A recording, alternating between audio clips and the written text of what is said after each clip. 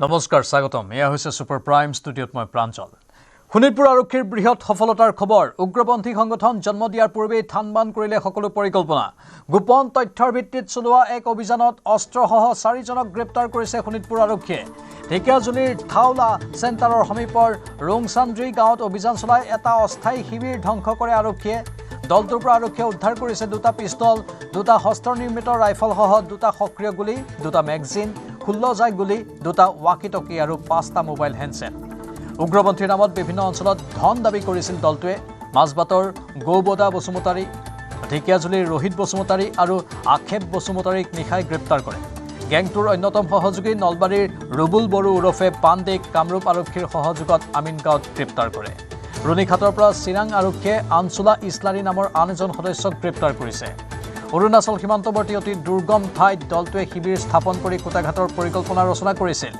আনকি অচিৰেই এটা নতুন বিদ্ৰোহী সংগঠন জন্ম দিয়াৰ পৰিকল্পনা কৰিছিল বুলি সদৰি কৰে শোণিতপুৰ জিলা আৰক্ষী অধীক্ষকে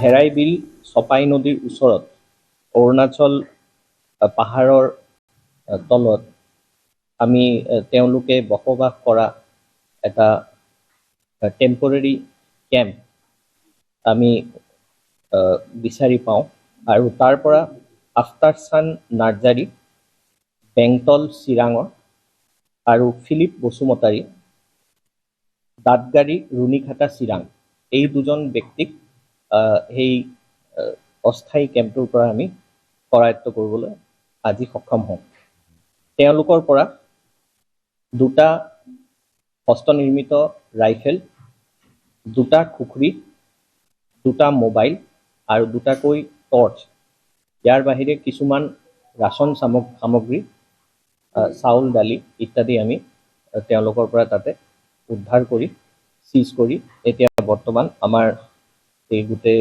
অপাৰেশ্যন এতিয়াও অব্যাহত আছে এতিয়ালৈকে আমি যিমান দূৰ গম পাইছোঁ তেওঁলোকে ক্ৰিমিনেল এক্টিভিটি কৰাৰ কাৰণে এটা গ্যাং ফৰ্ম কৰিছিলে আৰু যদি তেওঁলোকে প্ৰথম পৰিকল্পনা এটা লৈছিলে সংঘবদ্ধ হ'বলৈ সেইটো আমি অলপতে শেষ কৰিবলৈ সক্ষম হৈছোঁ উচ্ছেদ সম্পৰ্কত উচতনিমূলক ৰিল বনাই গ্ৰেপ্তাৰ হৈছে দৰঙৰ ধুলাৰ এজন যুৱক অসমত চলি থকা উচ্ছেদৰ বিৰুদ্ধে ৰিলছ বনাইছিল যুৱকজনে গ্ৰেপ্তাৰ কৰা যুৱকজন লতাখাট গাঁৱৰ 20 বছৰীয়া মাহমুদ আলম উচ্ছেদ সম্পৰ্কত উচতনিমূলক মন্তব্য আগবঢ়াইছিল মাহমুদ আলমক আৰক্ষীয়ে গ্ৰেপ্তাৰ কৰি তদন্ত অব্যাহত ৰাখিছে উচ্ছেদিত লোকসকলক লৈ প্ৰৰোচিত মন্তব্য কৰিছিল এই যুৱকজনে ঘৰবাৰী ভাঙিছে সেই চৰকাৰৰ বিৰোধিতা কৰিব আহিছো মই অসমত যি ঘৰে বুলডোজাৰ চলিছে তাত অকল ইটা আৰু কাঠৰ নহয় ইয়া হৈছে গৰীবৰ সপোন যি সপোন ভাঙিলে প্ৰতিশোধ লয় জনতাই তোমালোকে ভাবিছা নেকি যে মুছলমান মানে দুৰ্বল একদম ভুল মুছলমান হৈছে এটা সাহস যি সাহস একমাত্ৰ অন্তিম সময়ত দেখায় আৰু এই সাহস বেছি ভয়ানক হয় এজন গৰীবে যেতিয়া মাত দিয়ে সেয়া মাত নহয় এয়া হৈছে বজ্ৰৰ ধ্বনি আজিৰ পৰা প্ৰতিটো গৰীবে হ'ব বিপ্লৱৰ সিপাহী তোমালোকে আমাৰ ঘৰ উজাইছা ঠিক আছে কিন্তু মনত ৰাখিবা মুছলমান যেতিয়া চকু ৰঙা কৰিব সেইদিনা চৰকাৰৰ বুকু কঁপি উঠিব যি চৰকাৰে অসমত ঘৰবাৰী ভাঙিছে সেই চৰকাৰৰ বিৰোধিতা কৰিব আহিছো মই অসমত যি ঘৰে বুলডোজাৰ চলিছে তাত অকল ইটা আৰু কাঠৰ নহয় ইয়া হৈছে গৰীবৰ সপোন যি সপোন ভাঙিলে প্ৰতিশোধ লয় জনতাই তোমালোকে ভাবিছা নেকি যে মুছলমান মানে দুৰ্বল একদম ভুল মুছলমান হৈছে এটা সাহস যি সাহস একমাত্ৰ অন্তিম সময়ত দেখায় আৰু এই সাহস বেছি ভয়ানক হয় এজন গৰীবে যেতিয়া মাত দিয়ে সেয়া মাত নহয় এয়া হৈছে বজ্ৰৰ ধ্বনি আজিৰ পৰা প্ৰতিটো গৰীবে হ'ব বিপ্লৱৰ সিপাহী তোমালোকে আমাৰ ঘৰ উজাইছা ঠিক আছে কিন্তু মনত ৰাখিবা মুছলমান যেতিয়া চকু ৰঙা কৰিব সেইদিনা চৰকাৰৰ বুকু কঁপি উঠিব গুৱাহাটীৰ কন্যাধৰাৰ ড্ৰিমলেণ্ড পাৰ্কত ভয়ংকৰ ঘটনা খেলনা সামগ্ৰীত বিজুতি ঘটি তলত সৰি পৰিল শিশু বহু উচ্চতাৰ পৰা পৰি শিশুটি গুৰুতৰভাৱে আহত হয় সংকটজনক অৱস্থাত আইচিইউত চিকিৎসাধীন 12 বছৰীয়া শিশুটি স্কুলৰ গৰমৰ বন্ধত অভিভাৱকৰ সৈতে গৈছিল শিশুটি মহানগৰীৰ পাণ্ডুত ঘৰ আঘাতপ্ৰাপ্ত শিশুটিৰ খবৰ সংগ্ৰহৰ বাবে যোৱা সাংবাদিকক অভব্য আচৰণ কৰিছে ড্ৰিমলেণ্ড কৰ্তৃপক্ষই বিষয়টো গাপ দিয়াৰ চেষ্টাৰে এজন সাংবাদিকক প্ৰহাৰ কৰাৰো অভিযোগ উত্থাপন হৈছে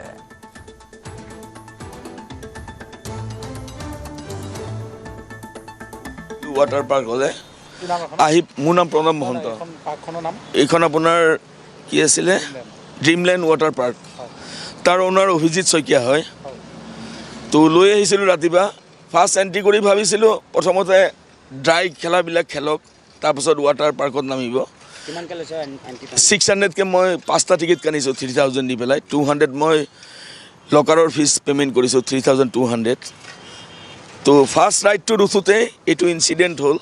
ৰোলাৰ কষ্টাৰ বুলি কয় সিহঁতে, নাজানো আৰু এইবিলাক। চিটত বহাই দি সিহঁতৰ মানুহেই চব এইবিলাক কৰে, আমাক যাব নিদিয়ে বোলে ওচৰলৈ। মই ওচৰৰ পৰা চাই আছোঁ খালি। বেল চেল লগাই দিছে, লগাই দি পেলাই জাষ্ট 8 ফিট 9 ফিটমান উঠিছে ওপৰত। উঠাৰ লগে লগে সিহঁতে এবাৰ ঘূৰাই পেলাই আকৌ ওপৰলৈ যাব। ফাৰ্ষ্ট ৰাউণ্ডটো দিয়াৰ লগে লগে সি চিটৰ পৰা উৰি আহি মোৰ ভৰিৰ আগত পৰিছে পকাৰ ওপৰত। পৰি পেলাই তেতিয়া খালি মোৰ বাচ্ছাটোৰে হৈছে। তাৰ পাছততো মই এইবিলাক ভেৰিফাই কৰিবলৈ সময়ে পোৱা নাই, মই তাৰ লগতেই ব্যস্ত হৈ গ'লোঁ। তাৰ পাছত আপোনাৰ মই তাক এটা বাউন্সাৰ আছিলে সিহঁতৰ, তাৰ লগত লগে লগে মই পিন্ধি থকা গেঞ্জিটো খুলি, ব্লিডিং যেতিয়া আৰম্ভ হৈছে, খুলি পেলাই হাতটো টাইটকৈ গাঁঠি মাৰি ব্লাডটো ৰখিবৰ কাৰণে তাক কোচত লৈ পাহাৰৰ ওপৰৰ পৰা দৌৰি আহিছোঁ। মোৰ লগত এটা মানুহ নাই সিহঁতৰ মেনেজমেণ্টৰ। তাৰ পাছত একোৱেই নাই দাদা। এখন আজি বোলে 2500 মানুহ সোমাইছে, 2500 মিনিমাম মানুহ সোমাইছে। এখন এম্বুলেঞ্চ ফেচিলিটি নাই সিহঁতৰ তাত।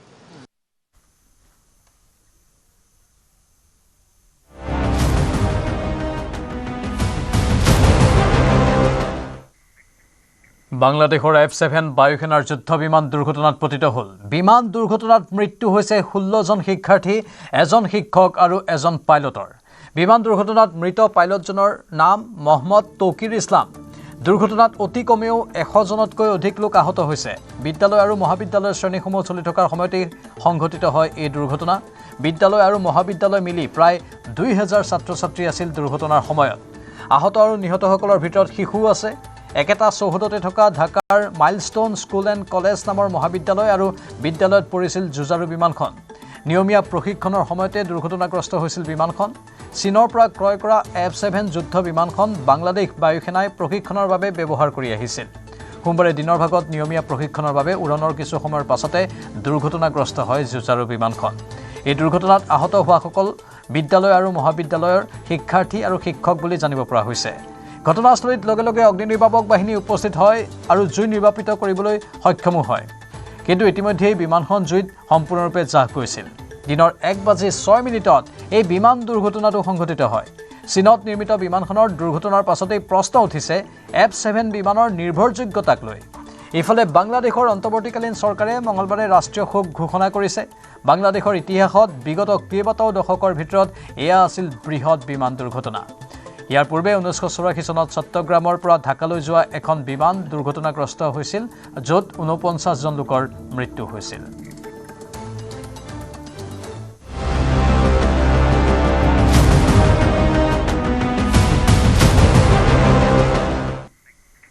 মুম্বাইৰ ভয়াৱহ ৰেল বিস্ফোৰণৰ ৰায়দান। বিস্ফোৰণৰ 12 অভিযুক্তক দোষমুক্ত ঘোষণা কৰা হৈছে। স্থানীয় আদালতৰ ৰায় খাৰিজ কৰিছে বম্বে উচ্চ ন্যায়ালয়ে। 12জনক মৃত্যুদণ্ড বিহিছিল বিশেষ আদালতে, 7জনক যাৱজ্জীৱন কাৰাদণ্ড বিহিছিল বিশেষ আদালতে। 2006 চনৰ 11 জুলাইত সংঘটিত হৈছিল ধাৰাবাহিক বিস্ফোৰণ। 11 মিনিটত 7টা বোমা বিস্ফোৰণ আৰু 189জনৰ মৃত্যু হৈছিল। বোমা বিস্ফোৰণত আহত হৈছিল 827জন লোক। সন্ধিয়া 6:20 পৰা 6:35 সংঘটিত হৈছিল প্ৰথমটো বিস্ফোৰণ। যাত্ৰীবাহী ৰেলৰ প্ৰথম শ্ৰেণীত সংঘটিত হৈছিল সেই বিস্ফোৰণ। 2006 চনত মুম্বাই সংঘটিত ৰেল বিস্ফোৰণত নিহত হৈছিল 189জন লোক। আজি 12জন দোষীক দোষমুক্ত ঘোষণা কৰিলেও মুম্বাইৰ ৰেল বিস্ফোৰণৰ কথা আজিও পাহৰিব পৰা নাই কোনেও। 800ৰো অধিক লোক আহত হৈছিল এই বোমা বিস্ফোৰণত। প্ৰায় 19 বছৰৰ পাছত আজি বম্বে উচ্চ ন্যায়ালয়ে ধাৰাবাহিক বোমা বিস্ফোৰণৰ গোচৰৰ ৰায় প্ৰদান কৰে। নিম্ন আদালতত দোষী সাব্যস্ত হোৱা 12জন লোকক দোষমুক্ত ঘোষণা কৰিছে বম্বে উচ্চ ন্যায়ালয়ে। 2015 চনতে নিম্ন আদালতে 12জন অভিযুক্তক দোষী সাব্যস্ত কৰি 5জনক মৃত্যুদণ্ড বিহিছিল। বাকী 7জনক যাৱজ্জীৱন কাৰাদণ্ডৰে দণ্ডিত কৰিছিল। নিম্ন আদালতৰ এই ৰায়ক প্ৰত্যাহ্বান জনাই বম্বে উচ্চ ন্যায়ালয়ৰ ন্যায়াধীশ অনিল কিলৰ আৰু শ্যাম চন্দকৰ আদালতে দোষমুক্ত কৰে। অভিযুক্ত 12 জনৰ বিৰুদ্ধে উপযুক্ত প্ৰমাণ দাখিল কৰাত ব্যৰ্থতাৰ বাবে বম্বে উচ্চ ন্যায়ালয়ে দোষমুক্ত ঘোষণা কৰিছে। নিম্ন আদালতে বিষয়টো প্ৰমাণ কৰাত সম্পূৰ্ণৰূপে ব্যৰ্থ বুলি মন্তব্য কৰে দুজনীয়া বিচাৰপীঠে। উচ্চ ন্যায়ালয়ে সাক্ষীৰ বক্তব্যক লৈও প্ৰশ্ন উত্থাপন কৰে। উল্লেখ কৰা অনুসৰি বিস্ফোৰণৰ 100 দিনৰ পাছতো এজন ব্যক্তিয়ে সন্দেহজনক লোকৰ নাম লোৱাটো ৰহস্যৰ বিষয়। আনহাতে তদন্তৰ সময়ত উদ্ধাৰ হোৱা বিস্ফোৰক অস্ত্ৰ-শস্ত্ৰ আৰু উদ্ধাৰ হোৱা মানচিত্ৰৰ সৈতে বিস্ফোৰণৰ কোনো সম্পৰ্ক দেখা পোৱা নাছিল। আনকি বিস্ফোৰণত কেনেধৰণৰ বোমা ব্যৱহাৰ কৰা হৈছিল সেই কথাও প্ৰমাণ কৰিব পৰা নাছিল নিম্ন আদালতে।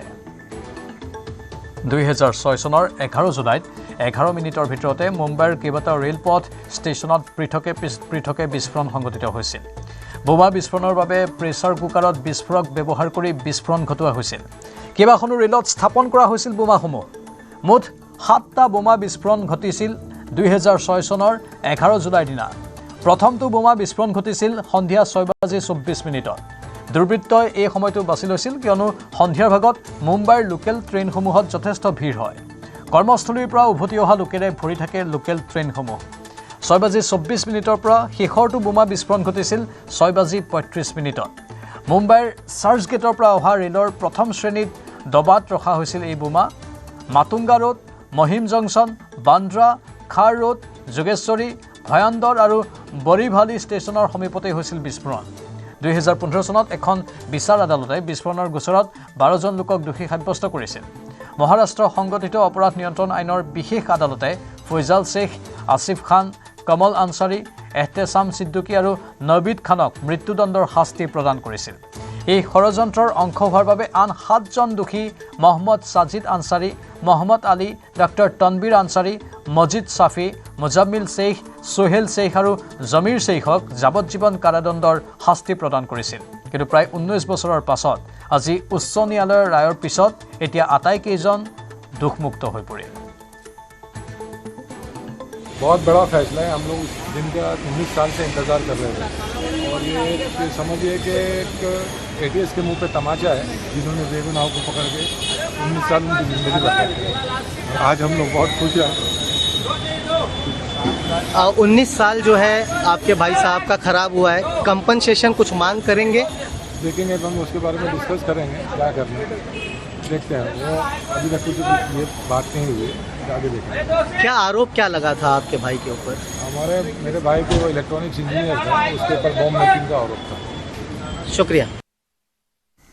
দিল্লী উচ্চ ন্যায়ালয়ৰ বিতৰ্কিত ন্যায়াধীশ যশৱন্ত বৰ্মাৰ বিৰুদ্ধে পুনৰ সৰব সংসদত। বিতৰ্কিত ন্যায়াধীশজনক এলাহাবাদ উচ্চ ন্যায়ালয়ৰ পৰা অপসাৰণৰ দাবীত লোকসভা আৰু ৰাজ্যসভাত প্ৰিজাইডিং বিষয়াক জাননী প্ৰদান কৰে। দিল্লী উচ্চ ন্যায়ালয়ত কৰ্তব্যৰত অৱস্থাত ন্যায়াধীশ যশৱন্ত বৰ্মাৰ চৰকাৰী বাসভৱনত উদ্ধাৰ হৈছিল কোটি কোটি টকা।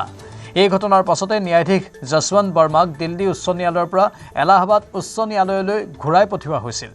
সংবিধানৰ 124, 217 আৰু 218 নম্বৰ অনুচ্ছেদৰ অধীনত ন্যায়াধীশ যশৱন্ত বৰ্মাক অপসাৰণৰ বাবে 145 জন লোকসভা সদস্যৰ স্বাক্ষৰসহ দ্বিপাক্ষিক প্ৰতিনিধি দলে লোকসভাৰ অধ্যক্ষ ওম বিৰলাৰ ওচৰত এখন জাননী দাখিল কৰে সোমবাৰে। এই জাননীত স্বাক্ষৰকাৰীসকলৰ ভিতৰত আছিল বিৰোধী দলৰ নেতা ৰাহুল গান্ধী, বিজেপি নেতা ৰবিশংকৰ প্ৰসাদ আৰু অনুৰাগ ঠাকুৰ, এনচিপি এছপি নেতা সুপ্ৰিয়া সুলে, কংগ্ৰেছ নেতা কেচি ভেনুগোপাল আৰু কে সুৰেশ, ডিএমকে নেতা টি.আৰ. বালু, আৰএছপিৰ সদস্য NK প্ৰেমাচন্দ্ৰন আৰু বহু দলৰ নেতা। এই সন্দৰ্ভত ৰাজ্যসভাৰ অধ্যক্ষ জগদীপ ধনখৰলৈও একেধৰণৰ জাননী প্ৰদান কৰা হয়। উচ্চ সদনৰ 63 জন সদস্যই স্বাক্ষৰ কৰে এই জাননীত। কংগ্ৰেছৰ সদস্য সৈয়দ নাছিৰ হুছেইনে কয় যে আপ আৰু ভাৰত ব্লক দলকে ধৰি 63 জন বিৰোধী সাংসদে ন্যায়াধীশ বৰ্মাক অপসাৰণৰ বাবে ৰাজ্যসভাৰ অধ্যক্ষক জাননী দিছে। উল্লেখযোগ্য যে ন্যায়াধীশ যশৱন্ত বৰ্মাৰ দিল্লীৰ চৰকাৰী বাসভৱনত সংঘটিত অগ্নিকাণ্ডৰ পাছতে পোহৰলৈ আহিছিল কোটিৰ ঘৰত নগদ ধন মজুত কৰি ৰখাৰ তথ্য।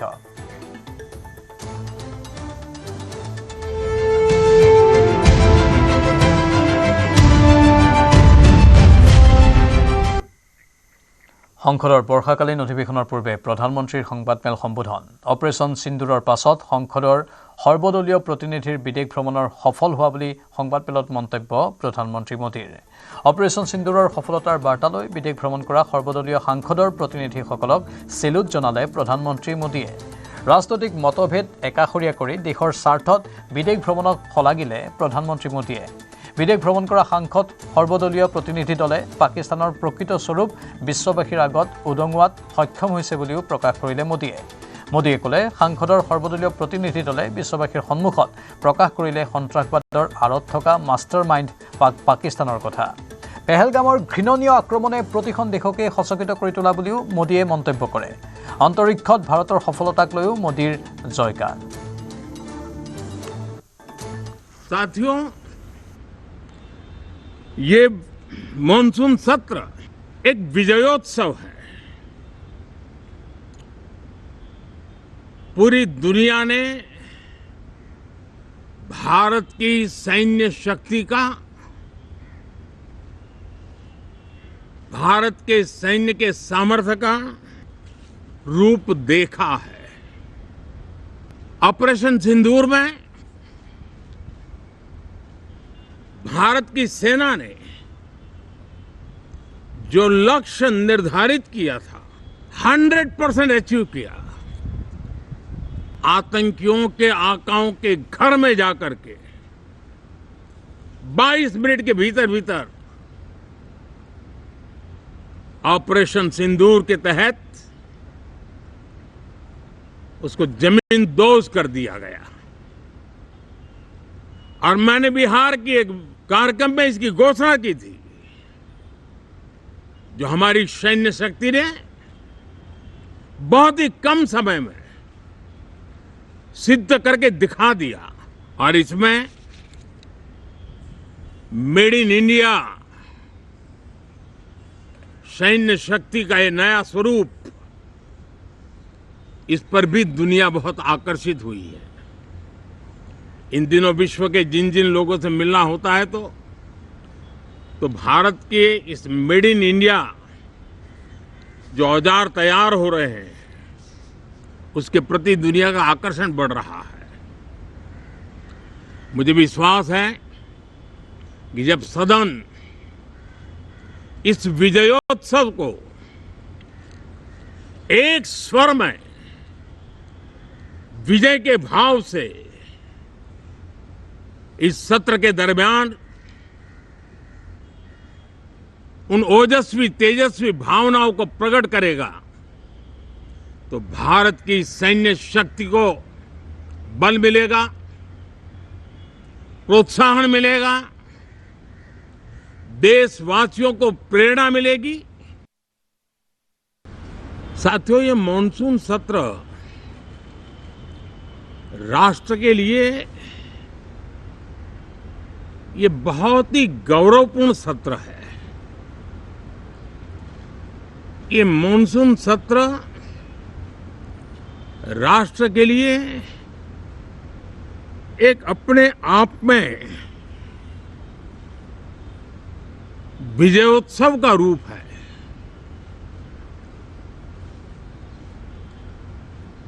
और जब मैं कहता हूं कि सत्र राष्ट्र गौरव और विजयोत्सव का सत्र है, तो सबसे पहले तो मैं पहली बार इंटरनेशनल स्पेस स्टेशन पर भारत का तिरंगा झंडा वहां लहराना, ये हर देशवासी के लिए गौरव की पल है। देश में साइंस टेक्नोलॉजी के प्रति, इनोवेशन के प्रति नया उमंग और उत्साह भरने वाली ये सफल यात्रा रही है। और पूरे सांसद, लोकसभा राज्यसभा दोनों सदन देशवासी जिस गौरव का अनुभव कर रहे हैं, उसमें एक स्वर से जुड़ेंगे, एक स्वर से इसका यशगान होगा जो भारत को अंतरिक्ष में नई ऊंचाइयां पर पहुंचाने वाले जो भावी कार्यक्रम हैं उनके लिए भी प्रेरक बनेगा, प्रोत्साहक बनेगा। আকাশমাৰ্গত যান্ত্ৰিক বিজুতিৰ সন্মুখীন হোৱা ব্ৰিটিছ ৰয়েল নেভিৰ এখন যুঁজাৰু বিমান জৰুৰীকালীন অৱতৰণ কৰিছিল। ব্ৰিটিছ ৰয়েল নেভিৰ পঞ্চম প্ৰজন্মৰ যুঁজাৰু বিমান F-35Bৰ কেইবাটাও যান্ত্ৰিক বিজুতিত ধৰা পৰিছিল মাজ আকাশত। পৰৱৰ্তী সময়ত বেয়া বতৰ আৰু বিসংগতিৰ বাবে কেৰালাত জৰুৰীভাৱে অৱতৰণ কৰিছিল। তিৰুৱনপুৰমৰ আন্তঃৰাষ্ট্ৰীয় বিমানবন্দৰত এমাহ ধৰি মেৰামতি কৰা হৈছিল বিমানখনৰ। 6 জুলাইত ব্ৰিটেইনৰ পৰা অহা এটা অভিযন্তাৰ দলে মেৰামতি কৰাৰ অন্তত আজি পুনৰ উৰা মৰাৰ সম্ভাৱনা। হেংগাৰত প্ৰয়োজনীয় মেৰামতি আৰু পুনৰীক্ষণ কৰাৰ পাছত পঞ্চম প্ৰজন্মৰ বিমানখন উৰণৰ বাবে সক্ষম বুলি স্বীকৃতি দিয়ে অভিযন্তাসকলে। উল্লেখযোগ্য যে যুঁজাৰু বিমানখন কেইবাবাৰো উৰণৰ বাবে চেষ্টা কৰিও ব্যৰ্থ হৈছিল। দেওবাৰে ব্ৰিটেইনৰ পৰা অহা 24জনীয়া এটা দলে কেৰালাত বিশেষ বিমানযোগে সঁজুলিসহ অৱতৰণ কৰি অস্থায়ীভাৱে মেৰামতি কৰিব পাৰিনে নাই তাৰ পৰীক্ষা কৰিছিল।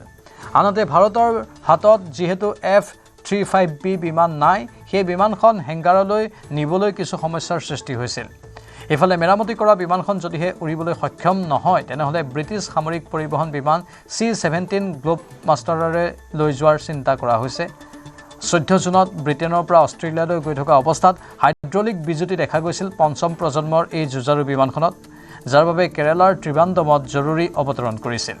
ভাৰতীয় বায়ুসেনাই বিমানখন অৱতৰণৰ বাবে সকলো ধৰণৰ সহায় আগবঢ়াইছিল।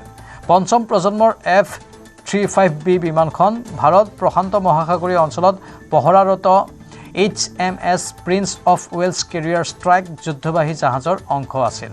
শেহতীয়াকৈ ভাৰতীয় নৌসেনাৰ সৈতে এই HMS প্ৰিন্স অফ ৱেলছ যুদ্ধবাহী জাহাজে যুটীয়া সামৰিক অনুশীলন কৰিছিল। উল্লেখযোগ্য যে একোখন F-35B যুঁজাৰু বিমানৰ মূল্য $11 কোটি ওপৰত। আটাইতকৈ ব্যয়বহুল এই যুঁজাৰু বিমান। বিহাৰৰ বাংকাৰ পুনিচিয়া গাঁৱত চাঞ্চল্যকৰ ঘটনা। ৰাজপথত এজন লোকক আক্ৰমণ কৰিছে দুটা গৰুৱে। বাইকৰ পৰা নমাৰ সময়তে লোকজনক প্ৰথমে এটা গৰুৱে আক্ৰমণ কৰে, তাৰ পিছত আন এটা গৰু আহি লোকজনক আক্ৰমণ কৰে। স্থানীয় লোকৰ তৎপৰতাত লোকজনক উদ্ধাৰ কৰে যদিও পুনৰ গৰু দুটাই উপস্থিত থকা আন এজন লোককো আক্ৰমণ কৰা দেখা গ'ল। দৃশ্য দেখুৱাইছোঁ।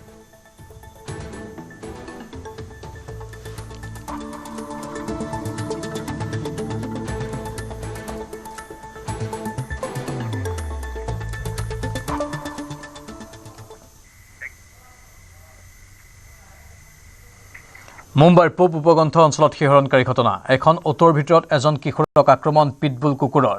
কিশোৰটোৱে যিমানেই চিঞৰিছে সিমানেই কামুৰিবলৈ চেষ্টা কৰিছে কুকুৰটোৱে। আশ্চৰ্যজনকভাৱে অটো ৰিক্সাখনৰ সন্মুখৰ ভাগৰ চিটত বহি আছিল কুকুৰটোৰ গৰাকী। কিশোৰজনক কুকুৰৰ আক্ৰমণৰ পৰা ৰক্ষা কৰাৰ পৰিৱৰ্তে মোবাইলত ভিডিঅ' কৰাতহে ব্যস্ত থকা পৰিলক্ষিত হ'ল এই কুকুৰৰ গৰাকীজনক। কিশোৰজনে কুকুৰৰ গৰাকীৰ সহায়ৰ বাবে চিঞৰাৰ পাছতো কোনো প্ৰতিক্ৰিয়া দেখা নগ'ল মালিকৰ। পৰৱৰ্তী সময়ত কথম পেয়ে প্ৰাণ ৰক্ষা কৰি ঘটনাস্থলীৰ পৰা পলাবলৈ সক্ষম হয় কিশোৰজনে। পাছত কিশোৰজনৰ পিতৃয়ে কুকুৰৰ গৰাকী মহম্মদ সোহেল হাছানৰ বিৰুদ্ধে এজাহাৰ দাখিল কৰে। অভিযোগ অনুসৰি হাছানে ৰখাই থোৱা অটো ৰিক্সাৰ ভিতৰত কিশোৰজনে খেলি থকাৰ বাবেই কুকুৰটো এৰি দিছিল। শেহতীয়াকৈ সামাজিক মাধ্যমত ভাইৰেল হোৱা এই ঘটনাই এতিয়া সৃষ্টি কৰিছে তীব্ৰ চাঞ্চল্যৰ।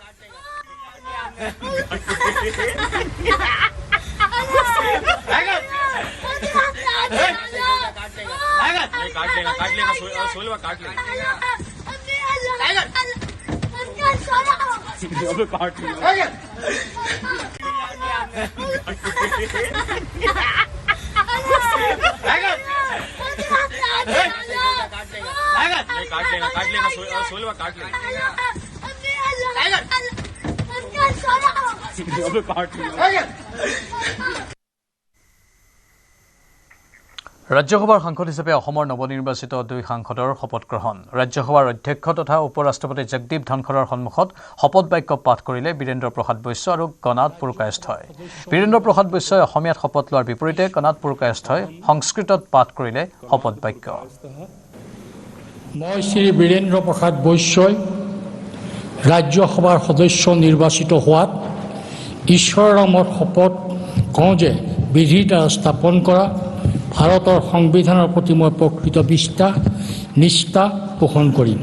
মই ভাৰতৰ প্ৰভুত্ব আৰু অখণ্ডতা অক্ষুণ্ণ ৰাখিম আৰু মই গ্ৰহণ কৰিব ধৰা কৰ্তব্য শ্ৰদ্ধাপূৰ্বক নিৰ্বাহন কৰিম।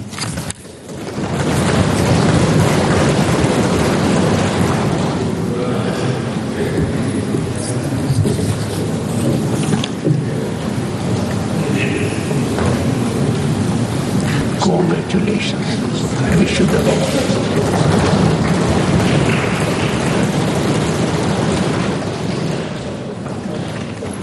अहम कनादपुरकायस्थः यः राज्यसभाया सदस्यत्वेन निर्वाचितः अस्मि ईश्वरस्य नाम्ना सपे यद् अहं विधिना स्थापितं भारतस्य संविधानं प्रति सत्यां श्रद्धां निष्ठां च धारयिष्ये तथा भारतस्य प्रभुताम् अखण्डतां च अक्षुण्णं रक्षिष्यामि तथा यद् पद ग्रहीतुम् अहम् उद्दातोऽस्मि तस्य कर्तव्यानि श्रद्धापूर्वकं निर्वक्ष्यामि।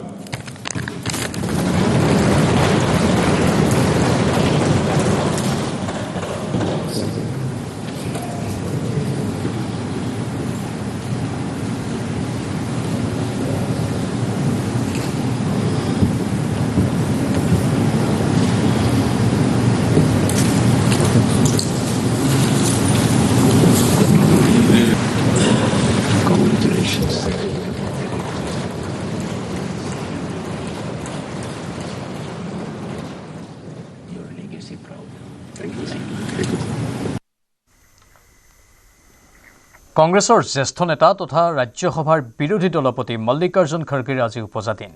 সংসদ চৌহদৰ ভিতৰতে আজি মল্লিকাৰ্জুন খৰ্গেৰ জন্মদিন পালন কৰিলে বিৰোধী নেতাসকলে। লোকসভাৰ বিৰোধী দলপতি ৰাহুল গান্ধীকে ধৰি সকলো কংগ্ৰেছ নেতাই কেক কাটি জন্মদিন পালন কৰে। সাংসদ তথা কংগ্ৰেছ সভাপতিগৰাকীক উষ্ম অভিনন্দন জনায় ৰাহুল গান্ধীকে ধৰি সকলো কংগ্ৰেছ নেতাই। আজি কংগ্ৰেছ সভাপতি মল্লিকাৰ্জুন খৰ্গে 83 বছৰত ভৰি দিয়ে। সংসদ ভৱনত থকা সাংসদজনৰ কোঠাত প্ৰিয়ংকা গান্ধীয়ে বনাই অনা বিশেষ কেক কটা হয়। চুগাৰ ফ্ৰী আৰু খেজুৰৰ দ্বাৰা প্ৰস্তুত কৰি আনিছিল এই কেকটো। দলৰ বয়োজ্যেষ্ঠ সাংসদজনক এনেদৰে জন্মদিনৰ শুভেচ্ছা জনায় কংগ্ৰেছী সাংসদসকলে।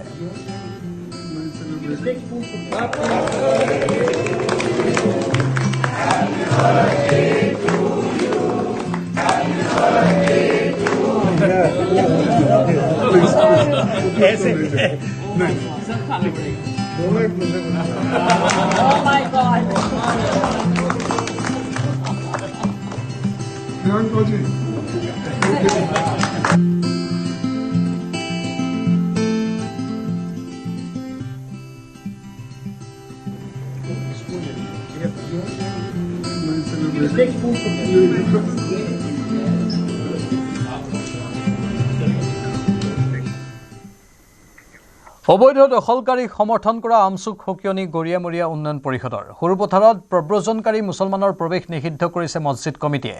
উৰিয়ামঘাটত উচ্ছেদৰ বাবে সাজু হৈছে প্ৰশাসনো।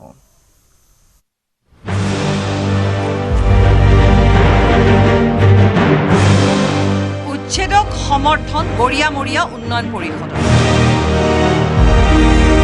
বেদখলকাৰীৰ পক্ষ লোৱা আমচুক সকিয়নি। এই আমচু নামৰ সংগঠন এটাই গৰজি উঠিছে। অসম আন্দোলনক বিৰোধিতা কৰি জন্ম হোৱা এটা সংগঠন আছিল, সকলোৱে জানে। সদায় প্ৰব্ৰজনকাৰী মুছলমানৰ হৈ মাত মতা এই আমচু নামৰ সংগঠনটোৱে মুছলমান বুলি যেন অসমৰ গৰিয়া মৰিয়া ডিচিসকলক অন্তৰ্ভুক্ত কৰিবলৈ সাহস নকৰে। চৰকাৰী ভূমি দখল কৰা বংগমূলীয় মুছলমানক উচ্ছেদ কৰাৰ বাবে চৰকাৰক ধন্যবাদ জনালে গৰিয়া মৰিয়া উন্নয়ন পৰিষদৰ অধ্যক্ষ হাফিজুল আহমেদে। প্ৰতিগৰাকী গৰিয়া মৰিয়া দেখিয়ে অসমৰ খিলঞ্জীয়াৰ স্বাৰ্থত মাত মতাটো কামনা কৰে আৰু আমচুৰ দৰে সংগঠন এটাক কেতিয়াও তেওঁলোকে স্বীকাৰ কৰি নলয়। আমচু হ'ল এটা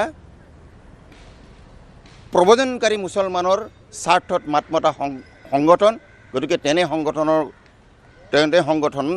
অসমৰ ইছলামধৰ্মী খিলঞ্জীয়াসকলৰ মাজত কোনো ধৰণৰ প্ৰভাৱ পেলাব নোৱাৰে।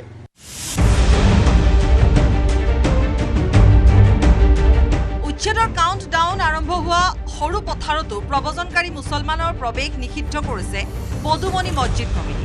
জৰীপ সম্পূৰ্ণ হোৱা উৰিয়াম ঘাটৰ পৰা এঘৰ বেদখলকাৰীও সোমাব নোৱাৰাকৈ বেনাৰ মাৰি দিছে খিলঞ্জীয়া মুছলমান ৰাইজে।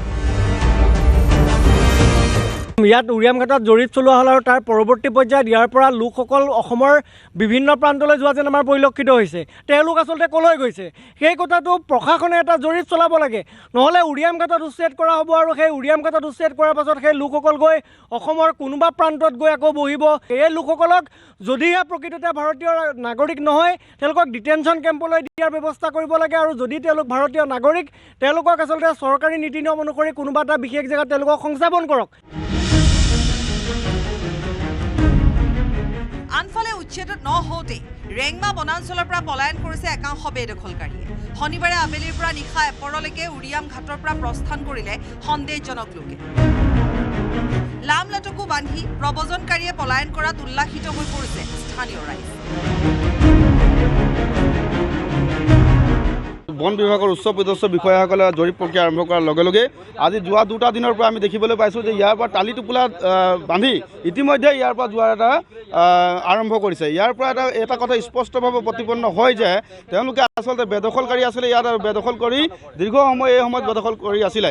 ইয়াৰ পৰা যিসকলোকে বেদখলকাৰীসকলে ঢিং মইৰাবাৰী আদি অঞ্চললৈ উভতি যাব, আচলতে তাতো তেওঁলোকে বেদখল কৰিব। সেইকাৰণে গোটেই প্ৰক্ৰিয়াটো যাতে প্ৰশাসনে এটা তীক্ষ্ণ দৃষ্টি ৰাখি এই লোকসকলক যাতে বিতৰণ কৰাৰ ব্যৱস্থা গ্ৰহণ কৰে তাৰ কাৰণে আমি দাবী জনাইছোঁ। দেওবাৰে ৰেংমা বনাঞ্চলকে ধৰি উৰিয়াম ঘাটত জৰীপ সম্পূৰ্ণ কৰি নেঘেৰী বিলত থিতাপি লৈছে বন বিভাগৰ দলে। মেৰাপানীৰ নেঘেৰী বিলত জৰীপ সম্পূৰ্ণ হ'লে গোৱালপাৰাৰ দৰে গোলাঘাট জিলাতো চলিব উচ্ছেদ অভিযান। অসমৰ খিলঞ্জীয়া মুছলমানে উচ্ছেদক লৈ পূৰ্ণ সমৰ্থন দিয়াৰ পাছত বিপদ ঘনীভূত হৈছে বেদখলকাৰী বংগমূলীয় মুছলমানৰ। ভাস্কৰ জ্যোতি শইকীয়াৰ সহযোগত সৰু পথাৰৰ পৰা দেৱাশিষ গৌতমৰ report, news 18 Assam North east.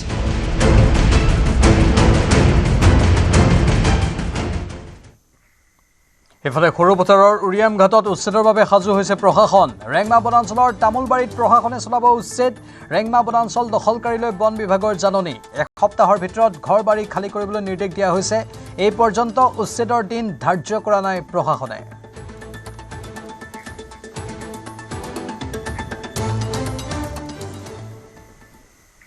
সামগুৰিত সন্দেহজনক লোকৰ বেদখলক লৈ সৰব স্থানীয় বাসিন্দা। সত্ৰ বিল চৰণীয়া পথাৰ বেদখল কৰিছে সন্দেহজনক লোকে। শ শ বিঘা দখল কৰি বহু পৰিয়ালে সাজিছে ঘৰ। সামগুৰিৰ হেমাবৰী সত্ৰত বেদখল। সত্ৰ বিল চৰণীয়া পথাৰত সন্দেহজনক লোকৰ বসতি। ৰাজ্যৰ প্ৰান্তে প্ৰান্তে চৰকাৰী মাটিৰ জৰীপ চলাৰ সময়ত সামগুৰিৰ বেদখলক লৈ সৰব স্থানীয় লোক। ইয়াতে আমাৰ চৰকাৰী গেজিং আছিলেতো আগত পূবতে ইয়াতে আমি তেতিয়া গৰু গাই চৰাইছিলো। আৰু এইখন যে দেখা পাইছে এইখন নাম হৈছে গেৰেকী বিল। আজি আপোনালোকে নিশ্চয় দেখা পাইছে যে গেৰেকী বিলৰ অস্তিত্ব নাই। বেদখলকাৰীৰ কবলত পৰিছে সামগুৰিৰ খাটোৱাল মৌজাৰ চৰণীয়া পথাৰ। 114 বিঘা মাটি দখল কৰি 52টা পৰিয়ালে সাজিছে ঘৰ। অস্তিত্ব নোহোৱা হৈছে গেৰেকী বিলৰ। 14 বিঘাৰ গেৰেকী বিল সংকুচিত হৈছে 8 বিঘালৈ। হেমাবাৰী সত্ৰৰো 6 বিঘা ভূমি দখল কৰি গুজে গজালি হৈছে একাংশ সন্দেহজনক লোক। এই বিলখনত মাটি আছিল 14 বিঘা। এতিয়া আমি যেতিয়া RTI কৰোঁ, RTI তথ্যত এতিয়া মাটি ওলাইছেগে মাত্ৰ 8 বিঘা। 2000 চনলৈকে এঘৰো মানুহ নথকা চৰণীয়া পথাৰৰ চৌদিশে এতিয়া কেৱল সন্দেহজনক লোকৰ বসতি। 25 বছৰৰ ভিতৰতে জনগাঁথনিৰ এনে পৰিৱৰ্তন দেখি হতচকিত স্থানীয় লোক। আমি দেখিবলৈ পাইছিলোঁ 2000 চনৰ পিছৰ পৰা তেতিয়া কিন্তু ইয়াৰ ৰিজাৰ্ভে হৈ আছিলে। আৰু আমাৰ পূৰ্বপুৰুষসকলো আমি শুনা পাওঁ যে ইয়াত এটা ডাঙৰ চৰকাৰী ৰিজাৰ্ভ আছিলে। তেতিয়াও কিন্তু ইয়াত কোনো বসতিপূৰ্ণ সৰু সৰু জুপুৰিবিলাক নাছিলে। চৰকাৰী গাঁওবুঢ়াৰ ভুলৰ পৰিণতিত সন্দেহজনক লোকৰ দখললৈ গৈছে চৰকাৰী ভূমি। এইবিলাক কিছুমান আমাৰ চৰকাৰী গাঁওবুঢ়াসকলৰ ভুল আছে। ভূমিহীনৰ বেগ ধৰি দখল কৰা চৰকাৰী ভূমি কিনা বেচাৰো অভিযোগ স্থানীয় লোকৰ। ৰাজ্যৰ আন প্ৰান্তৰ দৰে চামগুৰিতো বন বিভাগৰ জৰীপ চলোৱাৰ দাবী চামগুৰিবাসীৰ। পুৰণি গুদামৰ পৰা হেমন্ত দাসৰ report, news 18 Assam North east.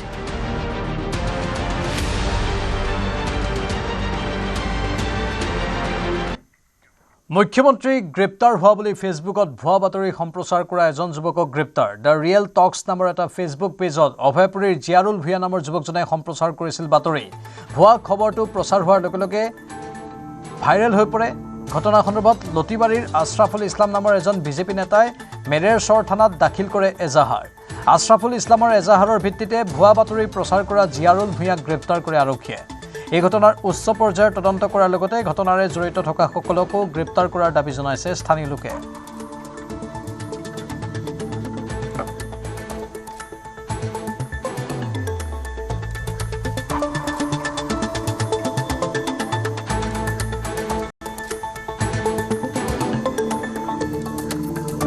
দুদিন ধৰি বিভিন্ন বা বাতৰিত আমি দেখিবলৈ পাইছোঁ যে অসমৰ মাননীয় মুখ্যমন্ত্ৰী ডক্টৰ হিমন্ত বিশ্ব শৰ্মা ডাঙৰীয়াক গ্ৰেপ্তাৰ কৰিছে। তে আমি চাই আছোঁ বস্তুটা মানে এক পৰ্যায়ত ভাইৰেল কৰিয়ে পেলাইছে, তথাপিতো সেই ডিলেট কৰা নাই তাৰমানে। তে এতিয়া মানে আচলতে কি মেছেজ দিব বিচাৰিছে নাজানো।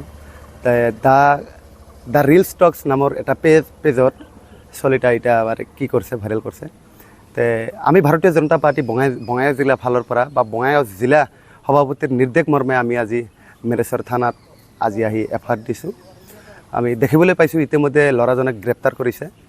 তে আমি আইনগতভাৱে যি শাস্তি পায় আমি তেওঁ যাতে সেই শাস্তিখিনি পায় আমি সদায় হিতা বিচাৰিছোঁ। অসমৰ জনপ্ৰিয় মুখ্যমন্ত্ৰীক সদায় অসমৰ ইমূৰৰ পৰা সিমূৰলৈকে ঘূৰি ফুৰা মানুহক গ্ৰেপ্তাৰ হোৱা বুলি কৈছে। কিমান মানে লাজ নথকা মানুহ হ'লে এই কাম কৰিব পাৰে।